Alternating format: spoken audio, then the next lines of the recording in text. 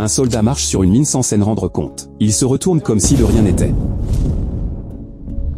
Son camarade derrière se précipite aussitôt, pour essayer de le secourir au plus vite. Mais un clic sinistre retentit. Lui aussi vient de marcher sur une mine. La sensation sous son pied le fiche sur place. Son cerveau se vide et il arrête même de respirer. C'est le hurlement de douleur qui le ramène à la réalité. Il tourne les yeux au loin. Les 2 jambes de son camarade ont été arrachées. Du sang gicle partout. Jacques se force à garder son calme, et guide son camarade pour s'injecter un antidouleur. Mais ça ne soulage que temporairement. Le plus urgent c'est de stopper l'hémorragie. Sinon il va mourir vidé de son sang. Jacques veut tellement le sauver, qu'il pense à lâcher son pied gauche et tenter le tout pour le tout. Mais son camarade braque son arme sur lui, et le supplie de ne pas se sacrifier pour rien, pour ne plus être un fardeau.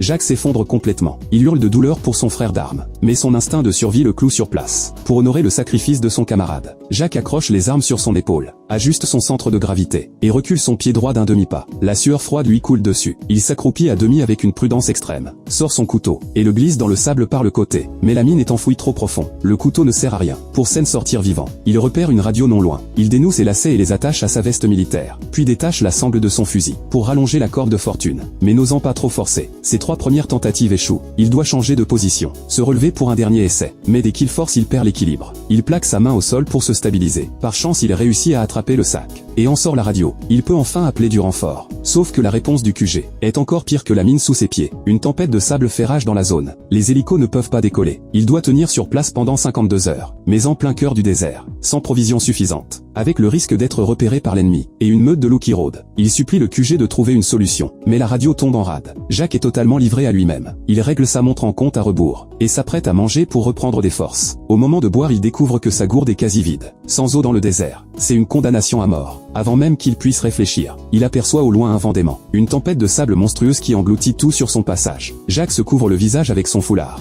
plante vite son arme dans le sable, pour s'en servir comme appui, puis enfonce son couteau dans le sol pour se fixer. Au moment où la tempête frappe, il baisse la tête de toutes ses forces, et se recroqueville pour offrir moins de prise au vent. Une fois la tempête passée, il est enseveli sous le sable. Il retire son foulard et aspire un peu d'air. Mais le soleil de plomb transforme le désert en four géant. Jacques a la tête qui tourne. Et le pire, c'est qu'il a bu sa dernière goutte d'eau. Son dernier espoir s'est envolé. Dans un élan de désespoir, il tire plusieurs coups en l'air. Mais ça ne lui apporte aucune réponse. Alors il retourne l'arme contre lui.